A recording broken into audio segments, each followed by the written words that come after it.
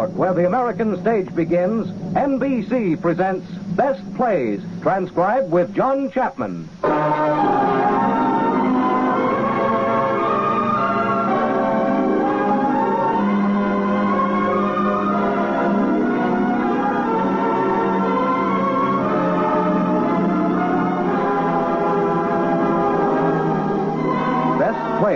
A series of hour-length dramas based on famous theatrical books begun by the late Burns Mantle, now edited by the distinguished drama critic of the New York Daily News, John Chapman.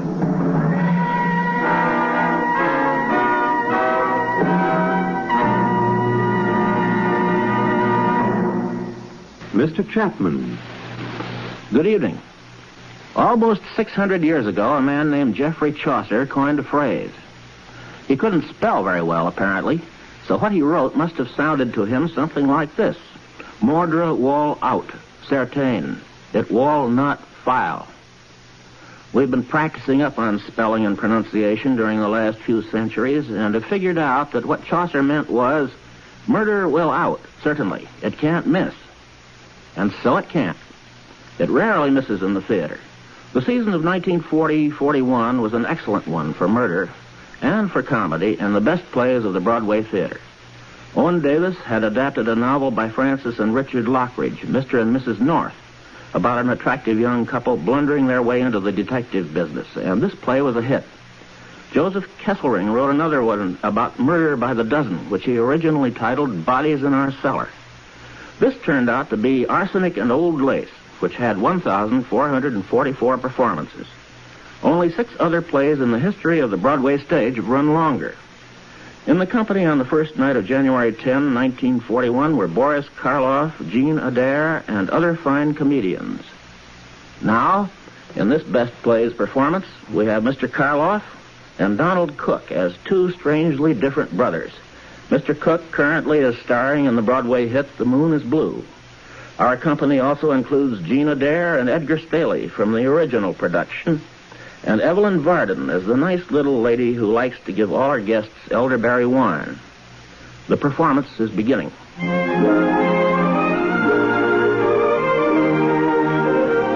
On a quiet street under the arching elms in the town of Brooklyn, New York, the old Brewster home stands in dignified and over-decorated glory. The gas mantles are still in the hall, although electricity was installed several years ago. It's tea time, and Miss Abby Brewster pours. The minister is visiting, and Miss Abby and her nephew Teddy are most attentive.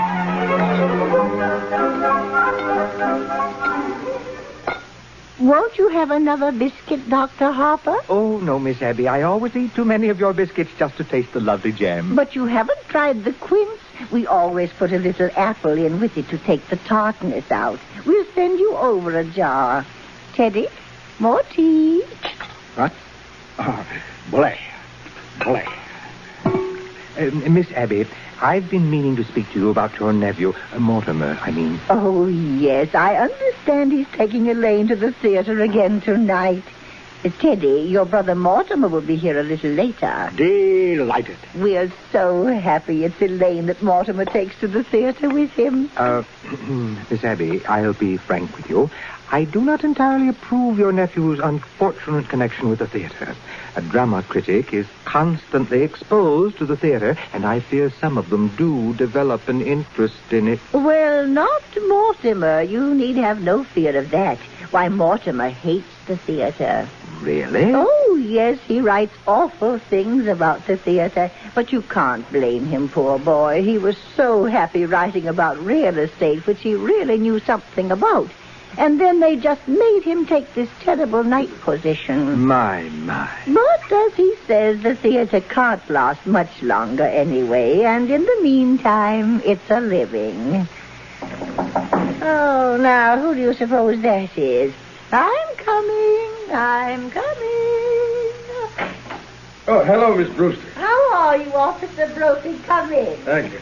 Oh, afternoon, sir. Sir, what news have you brought me? Colonel, I have nothing to report. Splendid. Thank you, sir. At ease. We've come for the Christmas toys, Miss Brewster. That's a splendid job you men do fixing toys for the children. Yeah, well, it gives us something to do when we sit around the station. You get tired playing cards. Then you start cleaning your gun, and the first thing you know, you've shot yourself in the foot. Teddy, dear, go upstairs and get that big box from your Aunt Martha's room. Delighted. That's right, dear. Up the stairs. How is Mrs. Brophy today?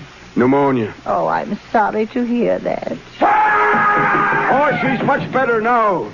A little weak still. Well, I'm going to tell Sister Martha, and she'll bring you over some beef broth for her. And I'll be right back. Oh, don't bother, Miss Abby. You've done so much for her already. Uh-oh. Hey, Colonel, you promised not to do that. But I have to call a cabinet meeting to get the release of those supplies. He used to do that in the middle of the night. The neighbors complain about him. Oh, he's quite harmless. Oh, sure. I suppose he does think he's Teddy Roosevelt. It's a shame a nice family like this hatching a cuckoo. The grandfather made $1 million. Patent medicine. Well, Officer Brophy and Dr. Harper. How nice. Hello, Miss Martha. I come to get the Christmas toys. Oh, yes. Teddy's Army and Navy. They wear out. Oh, you're back, Martha. How is poor Mr. Benitsky? Well, dear, it's pretty serious, I'm afraid. The doctor was there. He's going to amputate in the morning. Can we be present? No, dear, I asked him. But he said it's against the rules of the hospital or something. Oh, here's Teddy with the Army and Navy. Oh, thanks, Colonel. This will make a lot of kids happy. What's this? The USS Oregon? Oh, no, Teddy, dear, put it back. But the Oregon goes to Australia. Thank you again, ma'am. Pinch, hunt. Yes, sir, Colonel. Dismissed. Yes, sir. I shall retire to field headquarters. Fire! Fire the blockhouse! The blockhouse? The stairs are always San Juan Hill. Have you ever tried to persuade him he wasn't Teddy Roosevelt? Oh, no. Oh, he's so happy being Teddy Roosevelt. Once a long time ago, remember, Martha, we thought if he could be George Washington, it might be a change for him. But he stayed under his bed for days and just wouldn't be anybody. And we'd so much rather he'd be Mr. Roosevelt than nobody. Well, if he's happy, I'd better be running along. Give our love to Elaine. And Dr. Harper, please don't think too harshly of Mortimer because he's a dramatic critic. Somebody has to do these things. Goodbye. Did you just have tea? Isn't it rather late? Yes. And dinner's going to be late, too. So? Why? Teddy! Yes, Aunt Abby? Good news for you. You're going to Panama and dig another lock for the canal. Delighted.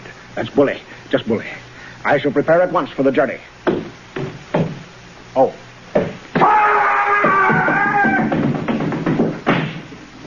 Abby, you mean? Yes, dear? While I was out? Yes, dear. I just couldn't wait for you. I didn't know when you'd be back, and Dr. Harper was coming. But, dear, all by yourself. I'll run right downstairs and see. Oh, no, there wasn't time. Then where did you... Martha, look in the window seat. The window seat? Go ahead, dear. Lift the lid. Oh, Abby, isn't it just too delightful? And to think you managed it all by yourself.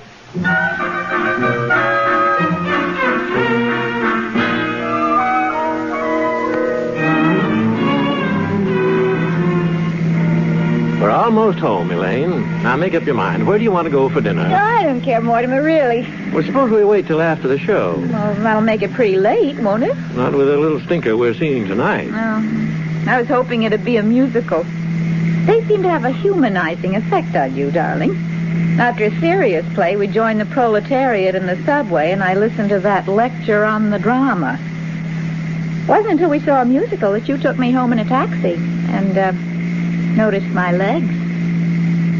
Elaine, where could we be married in a hurry? Say, tonight. Now, I'm afraid Father will insist on officiating. Now, I'll bet your father could make even the marriage service sound pedestrian. Are you by any chance writing a review of it? Sorry, darling. Occupational disease. Yeah, here we are. The Brewster Mansion. Thanks, darling. Is that Teddy at the door? Yes. Well, what's he doing in shorts and a sun helmet? Hello, Mortimer. How are you, Mr. President? Bully, thank you. Just bully. What news have you brought me? Just this. Mr. President, the country is squarely behind you. Yes, I know. Isn't it wonderful? Well, goodbye. Where are you off to, Teddy? Panama. Panama's the cellar. He digs locks for the canal down there. Oh, you're very sweet with him. Teddy always was my favorite brother. Favorite? Were there more of you? There's another brother, Jonathan. We don't talk about him. He left Brooklyn very early, by request. Jonathan was the kind of boy who liked to cut worms in two, with his teeth. What became of him? I don't know. He wanted to become a surgeon like Grandfather, but he wouldn't go to medical school first, and his practice got him into trouble. Oh. Well, goodbye, darling. I'll run over and say goodnight to Father before I go out with you. He likes to pray over me a little. Mm-hmm. I'll be right back. I'll cut across the cemetery. Hello, Mortimer. Oh, hello, Aunt Abby. Did you see my chapter on Thoreau? I want to show it to Elaine. No, I haven't seen it, dear. We thought you'd like a little something before you leave. Martha's getting a piece of the Lady Baltimore cake. Dr. Harper was here to tea. He's concerned about Elaine going to the theater so much. He loved tonight's horror. Murder Will Out. Oh, dear. Well, I think I'll open a bottle of wine. It'll be nice with the cake. Yeah, I can see it all now. The same old thing. When the curtain goes up... where is that chapter? The first thing you will see, maybe in the window seat, will be a dead body. Sure, just like this one. A dead body. A dead body. There is a happy land far, far away. Lady Baltimore cake is so nice with a little wine, don't you think, dear? Aunt Martha, Aunt Abby. Yes, dear? You told me you were going to make plans for Teddy to go to that sanitarium, Happy Dale. Yes, dear. It's all arranged. Teddy has to sign the papers. He's got to sign them right away. You've got to know sometime. I'm frightfully sorry, but I've got some shocking news for you. Teddy's killed a man. Nonsense, dear. There's a body in that window seat. Yes, dear, we know. Oh, well, you know? Now, Mortimer, just forget about it. Forget you ever saw the gentleman. Forget? We never dreamed you'd peek. But who is he? His name is Hoskins, Adam Hoskins. That's really all I know about him, except that he's a Methodist. Well, what's he doing here? What happened to him? He died. Martha, men don't just get into window seats and die. No, he died first. Well, how? Oh, Mortimer, don't be so inquisitive. The gentleman died because he drank some wine with poison in it. How did the poison get in the wine? Well, we put it in the wine because it's less noticeable. When it's in tea, it has a distinct odor. You put it in the wine? Yes. And I put Mr. Hoskins in the window seat because Dr. Harper was coming. Oh, so you knew what you'd done. You didn't want Dr. Harper to see the body. Well, not at tea. That wouldn't have been very nice. Now you know the whole thing, Mortimer. Just forget about it. I do think Martha and I have the right to our own little secrets. Butter plates, Martha. Butter plates. Yes, of course, dear. Oh, Abby. While I was out, I dropped in on Mrs. Schultz. She's much better. Yes, and she would like us to take Junior to the movies again. Well, we must do that tomorrow or the next day. Yes, but this time we'll go where we want to go.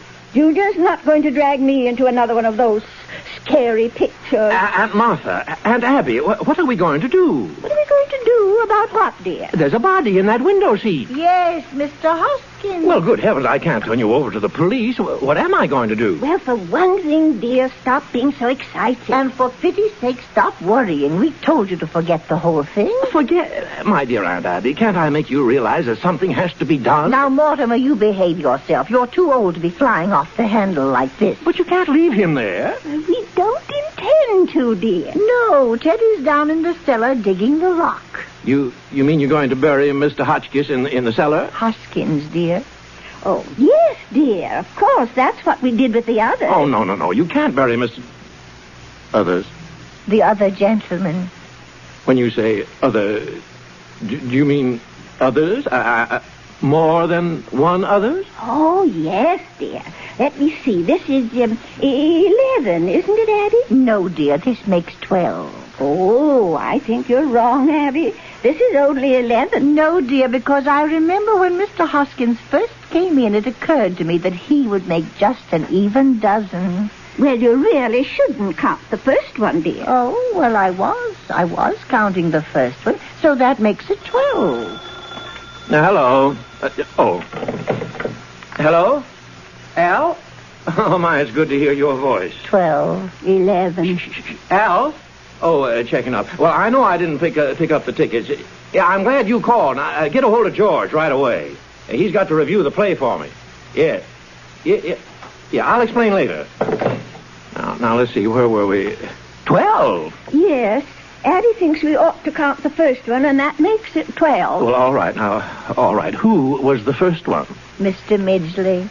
He was a Baptist. He came here looking for a room. He was such a lonely old man. All his kith and kin were dead, and it left him so forlorn and unhappy. We felt so sorry for him. And then when his heart attack came and he sat in that chair looking so peaceful. Remember, Martha? Mm-hmm. We made up our minds then and there that if we could help other lonely old men to the same peace, we would.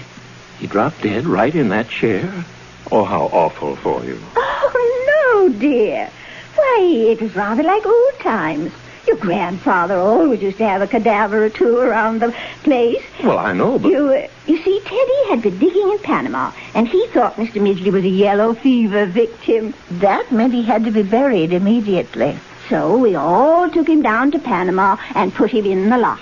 And that's how it started? Of course, we realized we couldn't depend on that happening again, so... You remember those jars of poison that have been up on the shelves in Grandfather's laboratory all these years? You know your Aunt Martha's knack for mixing things. You've eaten enough of her piccalilli.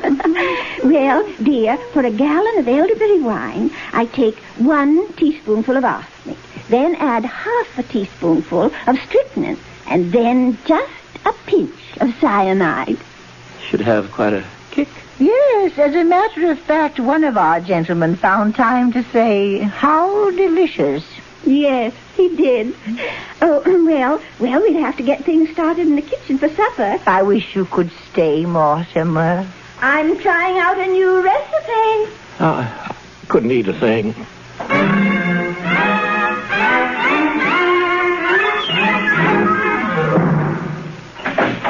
Hello, darling. I keep you waiting. Oh, it's you. You run along home, Elaine. I'll call you up tomorrow. Tomorrow? Well, you know I always call you every day or two. Well, we're going to the theater tonight. Oh, no, we're not. Elaine, something's come up. Now you run along home. What's happened? If we're going to be married... Married? Have you forgotten that not 15 minutes ago you proposed to me? I did? Oh, yeah. Well, as far as I know, that's still on. Now you run along home. Listen, you can't propose to me 1 minute and throw me out of the house the next. Well, I'm not throwing you out of the house, darling. Will you get out of here? You push. Now, you get out, and I'll call you in a few days. Mortimer! Phew. Yeah. Hello, Al. What? George is in Bermuda. Oh, well, get somebody. Get the office boy. You know, the bright one, the one we don't like. All right, then, get the printer. He knows what I write. The third machine from the left. Yeah, but Al, he might turn out to be another John Chapman. Yeah, all right. Was that Elaine, dear? Aunt Martha, Aunt Abby, sit down. But Mortimer... Sit down. There. Well, dear? You can't do things like that. Now, I don't know how to explain this to you, but it's not only against the law. It's wrong. It's not a nice thing to do. People wouldn't understand. Abby, we shouldn't have told Mortimer. Well, what I mean is, well, this has developed into a very bad habit. Now, Mortimer, we don't try to stop you from doing things you like to do. I don't see why you should interfere with us. Hello, Al. Oh, all right. Well, all right. I'll see the first act and tear it to pieces. All right. Now, look, I've got to go to the theater, but before I go, will you promise me something? Well, we'd have to know what it was first. Will you do this for me? What do you want us to do? Don't do anything. Don't do anything. Don't let anyone in this house, and leave Mr. Hoskins right where he is. Why? We were planning on holding services before dinner. Services? Certainly.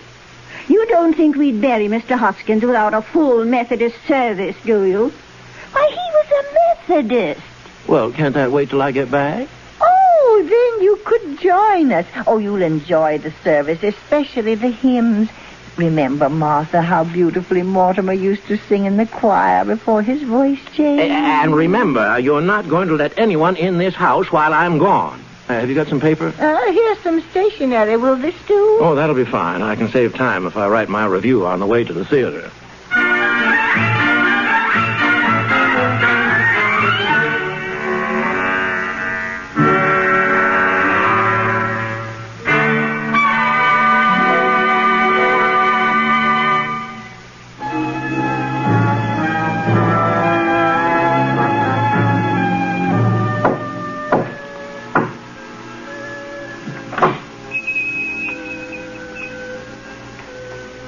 Come in, Doctor. I'm right behind you, Johnny.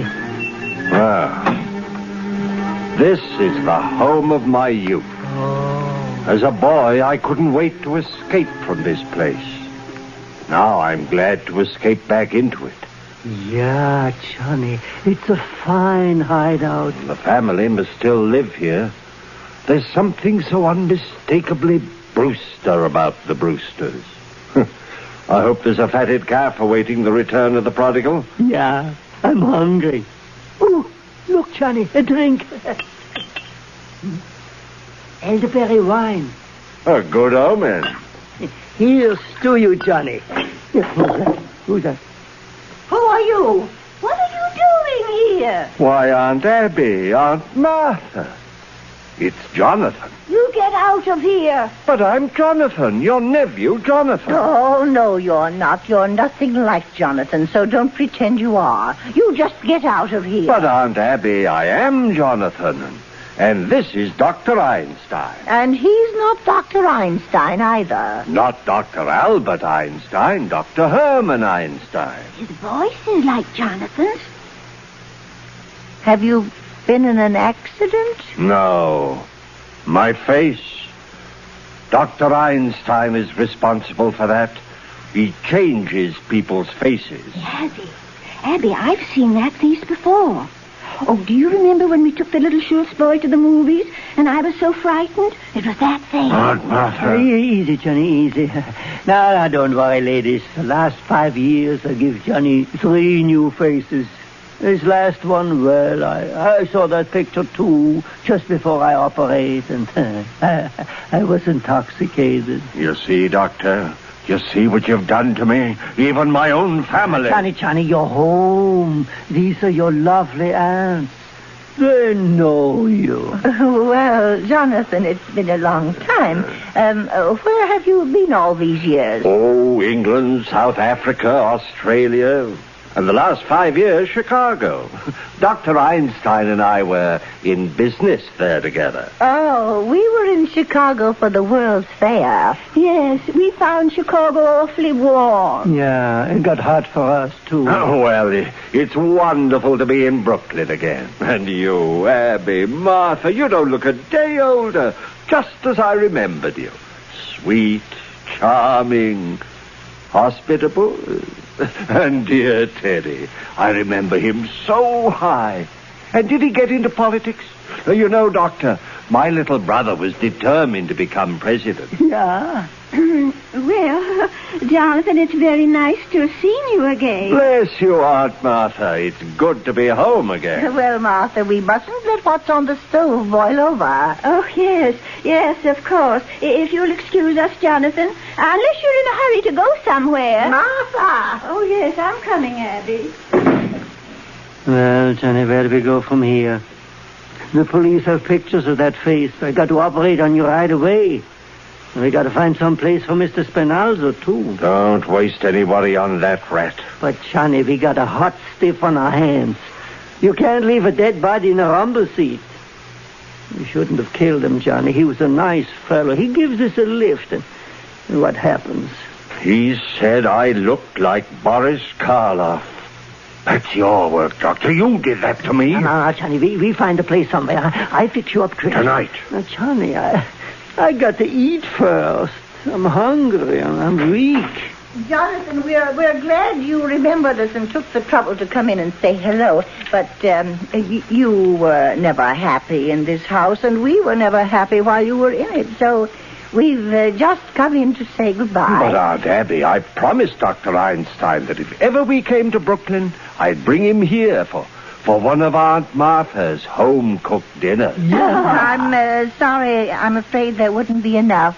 Oh, Abby, it's a pretty good size pot roast. Pot roast? I think the least we can do is... Thank you, Aunt Martha. We'll stay to dinner. Well, we'll hurry it along. And, Jonathan, if you want to freshen up, why don't you use the washroom in Grandfather's old laboratory? Huh? Is that still there? Oh, yes. Come along, Martha. We're all in a hurry. Well, we get a meal anyway. Grandfather's laboratory. Doctor, a perfect operating room. Oh, too bad we can't use it. Oh, I'll handle this. Why, this house will be our headquarters for years. You mean it? Oh, that would be beautiful, Johnny. This nice, quiet house. And those aunts of yours, what sweet ladies. I love them already. I get the bags from the car. Doctor, we must wait till we're invited. And if they say no... Doctor, two helpless old ladies. Oh. It all comes true. A beautiful dream. It's so peaceful. That's what makes this house so perfect for us. It's so peaceful.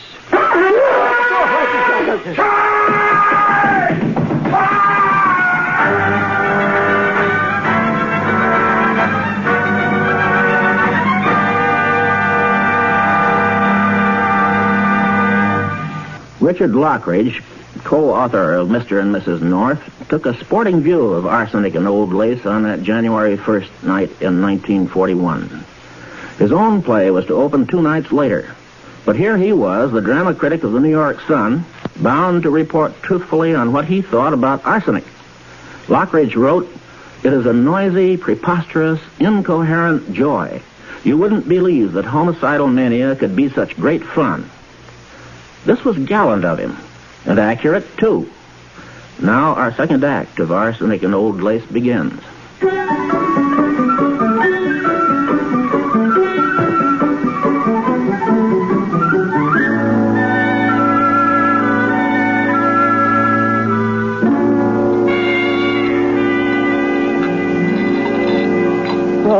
Aunt Martha, you haven't lost any of your skill.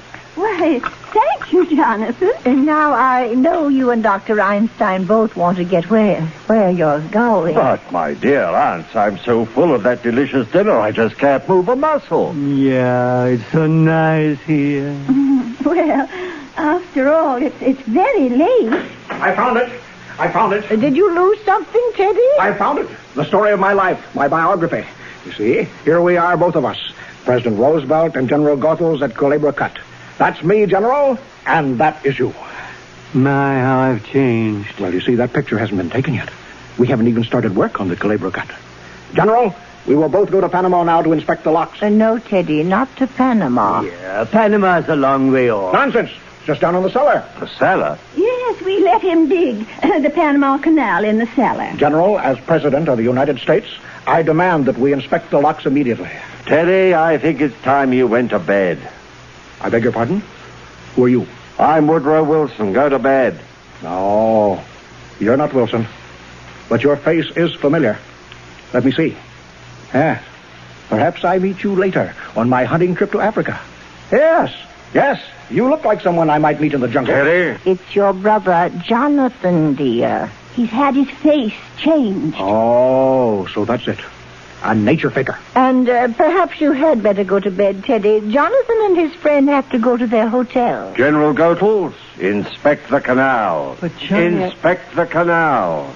All right, Mr. President. We go to Panama. Bully. Follow me, General. Oop, have to wear a sun helmet. It's down south, you know. Of course. Bon voyage. Aunt Abby, I must correct your misapprehension. We have no hotel. We came directly here. This is my home. But, Jonathan, you can't stay here. Aunt Abby, you have a most distinguished guest in Dr. Einstein. I'm afraid you don't appreciate his skill. In a few weeks, you'll see me looking like a very different Jonathan. Oh, but he can't operate on you here. Ah, I forgot to tell you. We are turning Grandfather's laboratory into an operating room. We expect to be quite busy. Hey, Johnny, down in the cellar. Dr. Einstein, my dear aunts have invited us to live with them. Oh, you fixed it. Well, you're sleeping here tonight. Aunt Abby, please get our room ready. But... Now. Well, come along, Martha, dear. Johnny, when I go down in the cellar, what do you think I find? What? The Panama Canal. Ah, the Panama Canal. It's a hole Teddy dug 6 feet long and 4 feet wide. Down there? And it just fits Mr. Spinalzo. Rather a good joke on my aunts. They're living in a house with a body buried in the cellar. Come on, we'll bring it in through the window.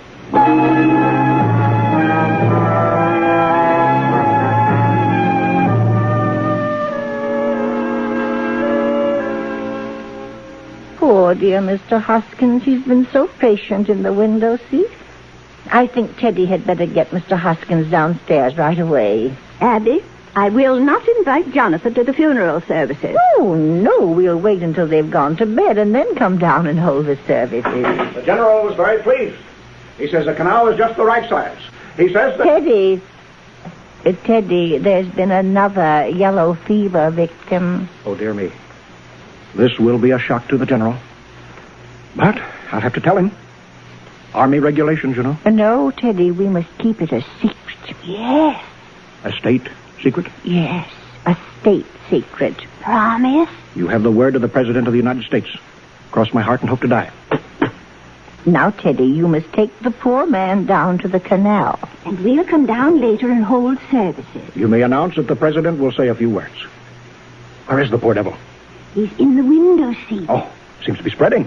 We've never had yellow fever there before. Well, up we go. He died for his country. Open the cellar door, Aunt Abby.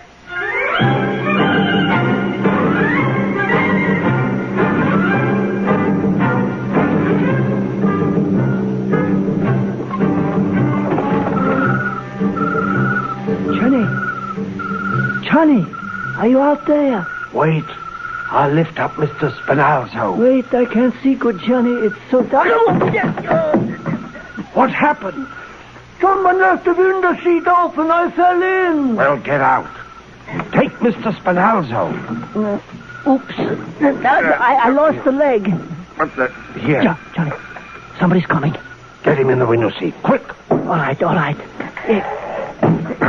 Give me a hand in through the window. Here. Are you in? Yes. Miss Abby? Miss Martha? Miss Abby, it's so dark in here. Who are you? Elaine Harper. I live next door. Turn on the lights, Doctor. Yeah. Oh, who are you? Where are Miss Abby and Miss Martha? Perhaps we'd better introduce ourselves. This is Dr. Einstein. Dr. Einstein, I suppose you're going to tell me you're Boris Karloff. I'm Jonathan Brewster. Oh, you're Jonathan? Oh, you've heard of me. Just this afternoon.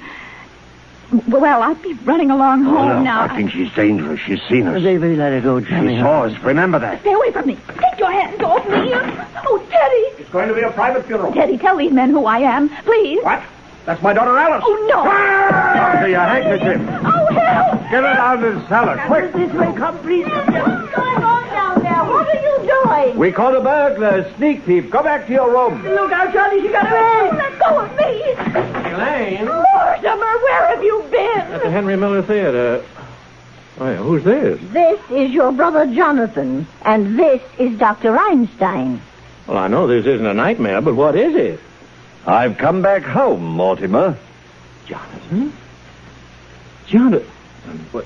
You always were a horror, but you have to look like one? Mortimer, Have you forgotten the things I used to do to you when we were boys? Remember the times you were tied to the bedpost, to the needles under your fingernails? It is, Jonathan. Oh, I remember.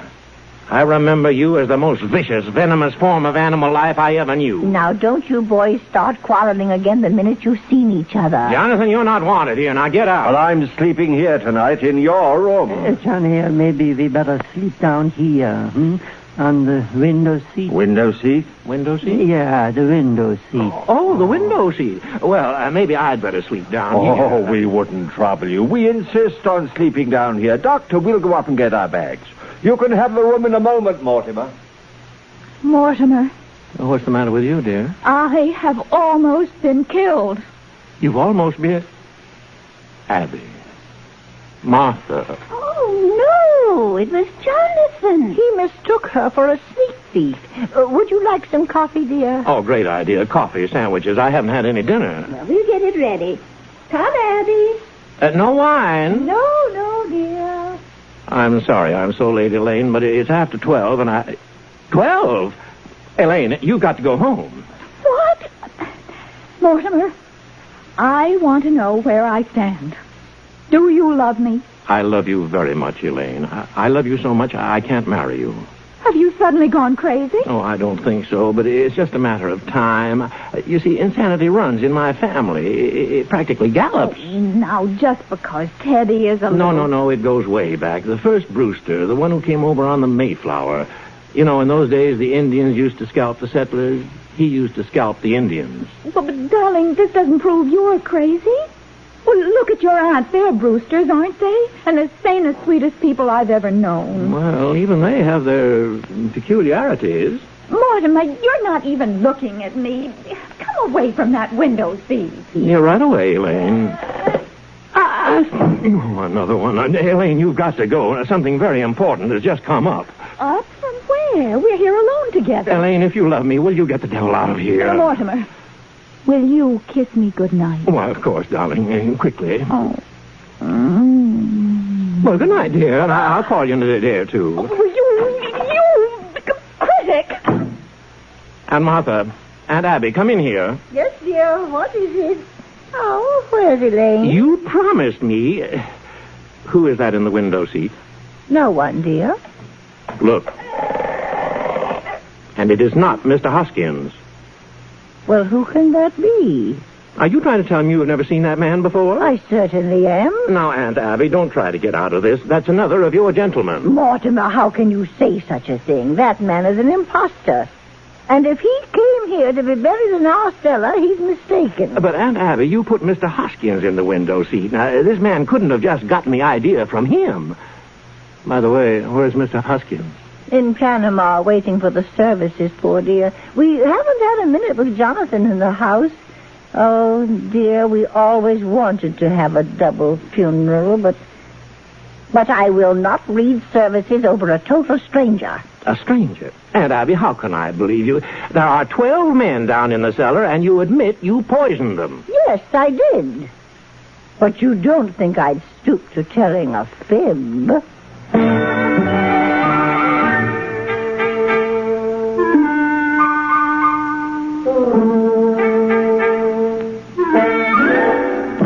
Jonathan, I want a word with you. Aunt Abby, Aunt Martha, I think Jonathan is leaving at once. Oh, no, Martha. Oh, yes, and you're taking your cold companion with you from the window seat. The window seat? You're my brother, and I'm going to give you a chance to get away. And if you don't take it, I'm going to call the police. Mortimer, remember, what happened to Mr. Spinalzo can happen to you, too. Oh, dear. Come in.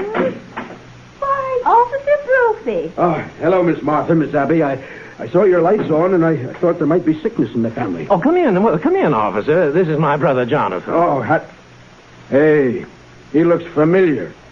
Ain't I seen him somewhere? I don't think so. It's too bad Jonathan can't stay, isn't it? Well, if everything's all right. Oh, don't go, officer. Stay and have some coffee and a sandwich. Well, if you say so. We'll all go into the kitchen while Jonathan collects his things. All his things. Come along, officer. Yeah, sure. Say, Mr. Brewster, I've been meaning to ask you about a play I've been writing. Doctor, This affair between my brother and me has got to be settled. Now, Johnny. We're going to sleep right here tonight. With a cop in the kitchen and Mr. Spinalzo in the window seat? That's all he's got on us. So we take Mr. Spinalzo down and we dump him in the bay and come right back here. Hide the suitcases in the cellar. Go on. I think we should get out, Johnny. Johnny, come quick. What is it? That hole in the cellar. We got an ace in the hole.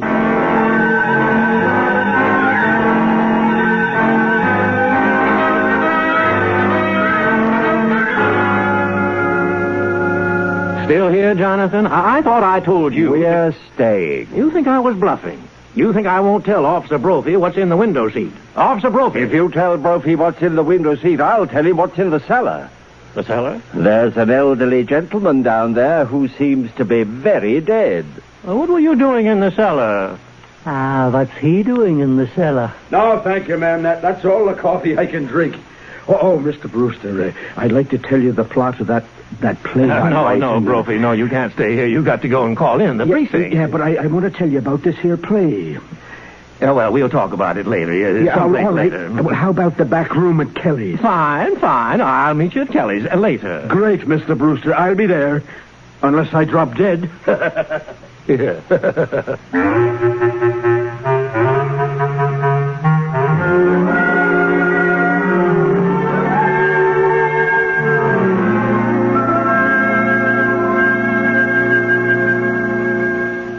Is that you, Mortimer? It's Jonathan, Aunt Abby. Mortimer went out.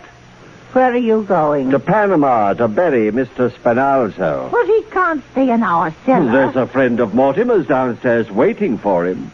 He and Mr. Spinalzo will get along fine together. They're both dead. They must mean Mr. Hoskins. You know about what's downstairs? Of course we do, and he's no friend of Mortimer's. He's one of our gentlemen. Your gentleman? Besides, there's no room for Mr. Spinalzo. The cellar's crowded already. Crowded? With what? There are 12 graves down there now. 12 graves? And that leaves very little room, and we're going to need it. You mean you and Aunt Martha have murdered? Murdered? Certainly not. It's one of our charities. So you just take your Mr. Spinalzo out of there. You've done that here in this house and you buried them down there? Johnny, we've been chased all over the world. They stay right here in Brooklyn and do just as good as you do. What? You got 12 and they've got 12. I've got 13. No, Johnny, 12. 13? There's Mr. Spinalzo. Yeah. Then the first one in London, 2 in Johannesburg, 1 in Sydney, 1 in Melbourne, 2 in San Francisco, 1 in Phoenix. Phoenix? The filling station. Oh, yeah. The 3 in Chicago and the 1 in South Bend. That makes 13. But you can't count the one in South Bend. He died of pneumonia. He wouldn't have got pneumonia if I hadn't shot him. No, Johnny, you got 12 and they've got 12. The old ladies are just as good as you are. Oh, they are they? Well, that's easily taken care of. All I need is one more, that's all. Just one more. Well, here I am.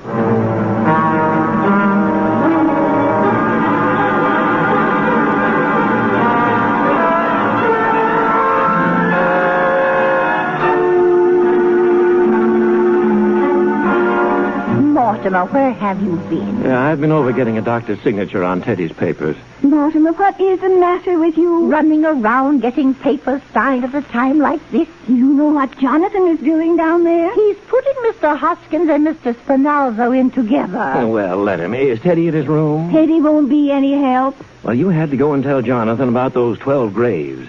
If I can make Teddy responsible for those, I can protect you. Don't you see? No, I don't see. And we pay taxes to have the police protect us. We'll call them. Oh, but you can't. They'll find out about Mr. Hoskins and the other 12 gentlemen. Mortimer, I don't think the police would pry into our private affairs if we asked them not to. No, you can't do this. I won't let you. Well, if Jonathan and Mr. Spinalzo are not out of this house by morning, we're going to call the police.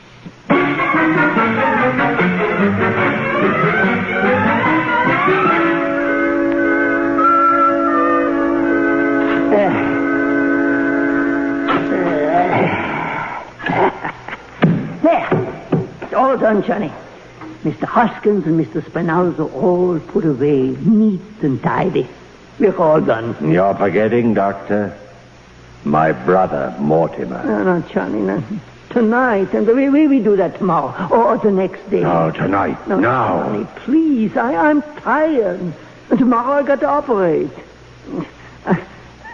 Tonight we go to bed, huh? Doctor, it's going to be done tonight. Johnny, I know that look. Okay. But the quick way, huh? The quick twist, like in London.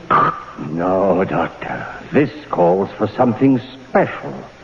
I think perhaps the Melbourne method. Johnny, no, not that. 2 hours. When it was all over the fellow in London, it was just as bad as the fellow in Melbourne. Get your instruments. No, Johnny. Get them. We operate tonight, Doctor, on Brother Mortimer.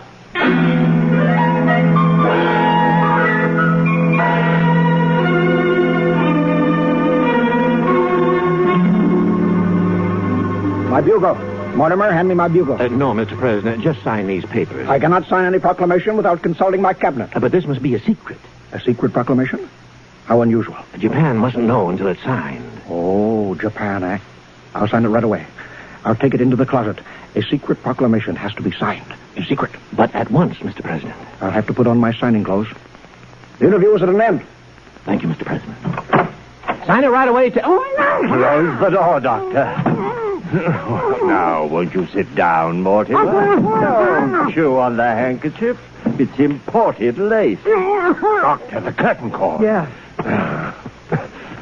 Mortimer, I've been away for 20 years, but every night I've dreamed of you. In London, I dreamed of you, and in Melbourne, There. Tight and neat. Now, Doctor, your instruments. We go to work. Please, Johnny, for me the quick way. All ready for you, Doctor. Nah, I gotta have a drink. I can't do this without a drink. That wine, remember this afternoon? Where did the old lady put... Oh, here. Elderberry wine. I split it with you. We both need a drink. Very well, Doctor. We'll drink to Mortimer. To my dear dead brother. Cabinet meeting on the double. That idiot. He goes next. No, not Teddy. That's where I stop. I draw the line at Teddy. Now we've got to work fast. Yeah, the quick way. Yes, Johnny. Doctor. One quick twist of the silk handkerchief. Hey, the colonel's got to stop blowing that horn. It's all right, officer. We're taking the bugle away from him. We promised the neighbors he wouldn't do that anymore. Oh, hey, Mr. Brewster. Why are you all tied up? He was explaining the play he saw tonight. That's what happened to the fella in the play. Oh, yeah? Gee, they practically stole that from the second act of my play. I'll tell you now. No, wait a minute. I'm going to leave you this way. This time, Mr. Brewster, you listen to the plot. Well, it starts in my mother's dressing room when I was born. Only I ain't born yet.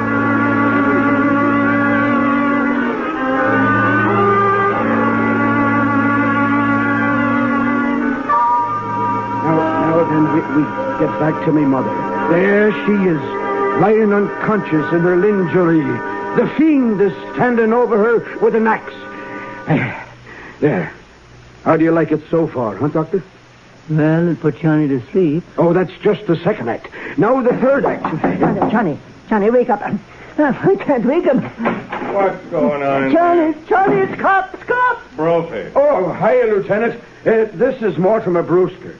He's going to help me write me play. Did you have to tie him up to make him listen? The whole precinct is out looking for you. It's 8 o'clock in the morning. Give me the phone and untie him. Oh, gee, Mr. Brewster, I'll have to run through the third act quick. Hello, Captain. Brophy's here. You don't have to worry.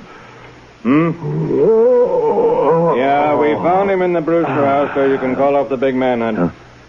You want us to bring him in? Manhunt? Oh, so I've been turned in, huh? Oh, no, buddy, you got it wrong. I suppose you and that stool pigeon brother of mine will split the reward. Reward? Grab him, Brophy. You stay still, Mac. Now I'll do some turning in. There are 13 bodies buried in our cellar. Oh, yeah? I'll show you. You come on down to the cellar with me. 13 bodies. Maybe you better go down, Joe. With him? Not me. He looks like Boris Karloff. Ah! Get him off me, Rooney. Help me. Get your head out of the way. Well, what do you know about that? Imagine him claiming there was 13 bodies buried in the cellar. Get him out of here. Well, I'll have to drag him by the feet. I'll take him into the kitchen. What a story. 13 bodies buried in the cellar. Sir, there are 13 bodies buried in the cellar. Who are you? I'm President Roosevelt. What is this? He's the one that blows the bugle. Oh, dear me. Brother Jonathan, the yellow fever victim. No, Colonel, he's a spy. We caught in the White House. Well, will you get him out of here? Now, you. Didn't anybody untie you yet? Here, I'll do it. Oh, now, Lieutenant, listen to me. That crazy brother of yours has got to be put away. We don't want no more bugles blowing. Oh, yes, I know. I have the papers right here. Teddy's going to Happy Dale. Now, about those 13 bodies. Yeah. Can you imagine what would happen if that cockeyed story got around? And now he's starting a yellow fever scare. It's lucky I didn't fall for that story. 13 bodies.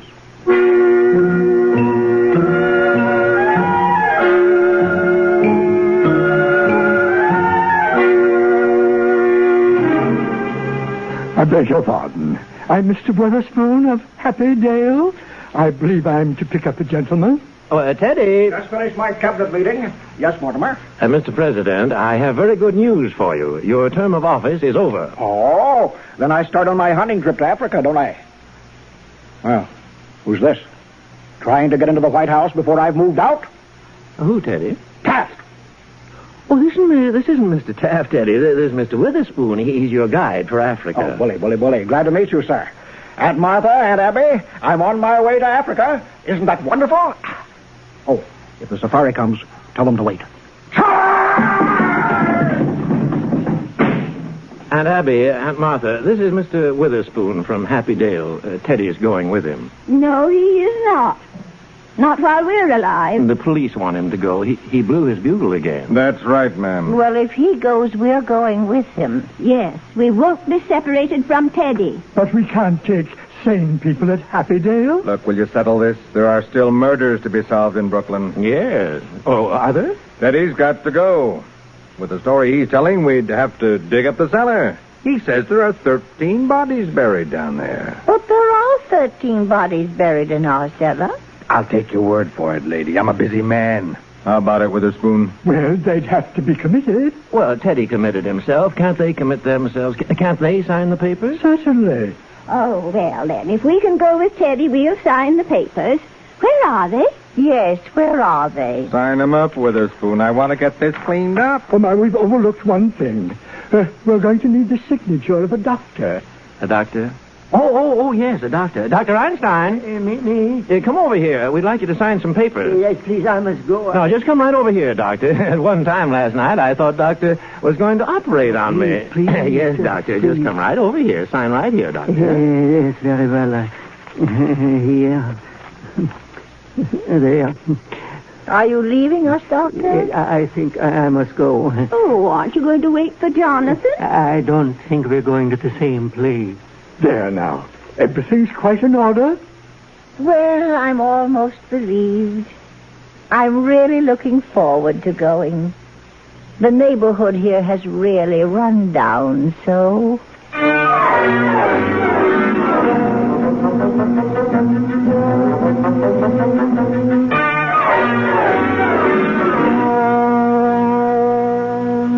Well, Mortimer, we're all ready to go now.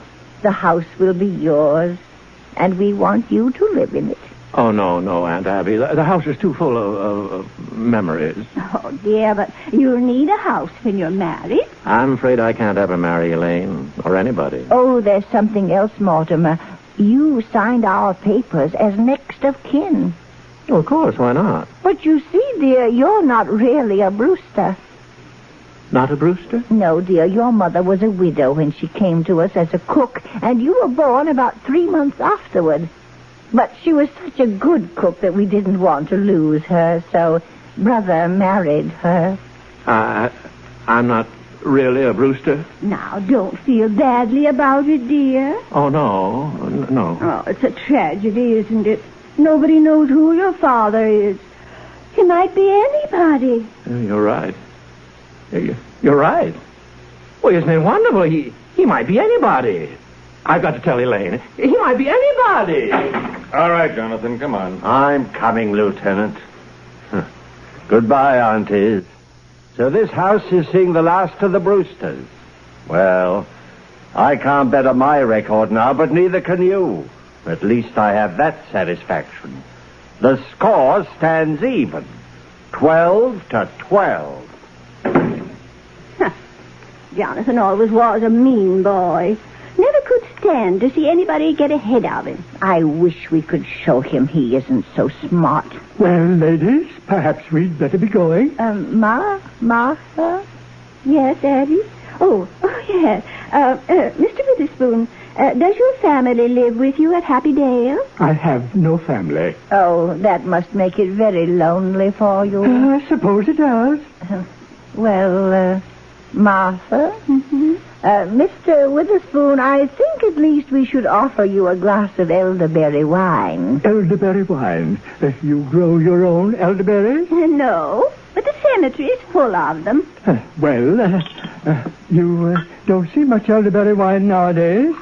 I thought I'd had my last glass of it. Oh, no. Here it is. Well, ladies, to a long life.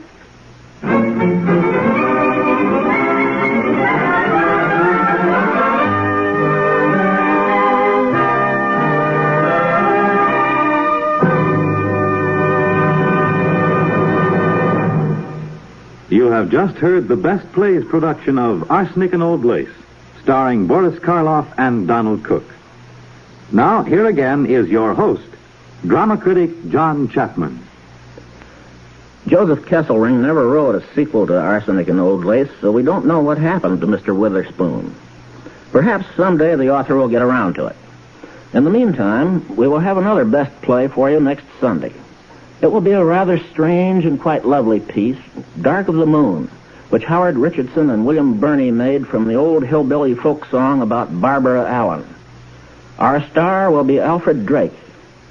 Let's all meet again next Sunday in the mountains called the Great Smokies. This is Chapman saying goodbye until then.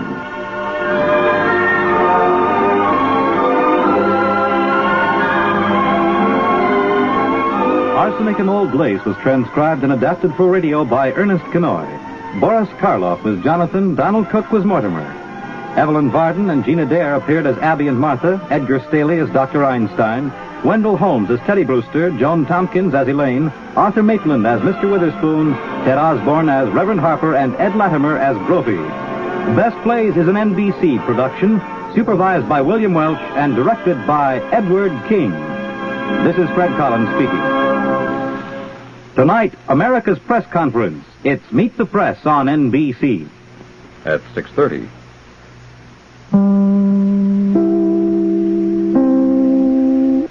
KFI Los Angeles. Listen, a new Packard four-door sedan costs just $29.20 plus tax and license, delivered right here in Southern California. Packard costs less for what you get than any other car. Up to 30 months to pay at Earl C. Anthony Incorporated, 1000 South Hope or 9130 Wilshire Boulevard.